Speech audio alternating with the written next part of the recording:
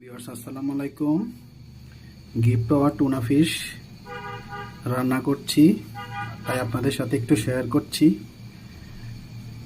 প্রণালীগুলো সাজিয়ে নিলাম। প্রথম দেখুন, এই মাছটি অনেক টেস্টি, তাই নিজেতে রান্না করছি। দেখুন চমৎকার এই রান্না। সময় সুযোগ পেলে আপনারাও রান্না করবেন। আমি সময় সুযোগ পেলে রান্না করি, মজাদার রান্নাগুলো নিজেদের রান্না করার চেষ্টা করি। দেখুন, এই মাছটির ভিতরে অনেক তেল দেওয়া থাকে, তাই আপনারা প্রথম কেটে নেবেন। তাই ভিতরে তেলগুলো প্রথম দিয়ে দিবেন। মাছটি ছাড়া তেল দিয়ে প্রথম দিয়ে দিবেন।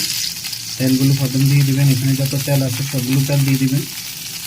হালকা আগুন দিয়ে ওই আগুনের তেলগুলো দিয়ে দিবেন প্রথম, কারণ এখানে অনেক তেল দেওয়া থাকে। তেল বেশি দেওয়া না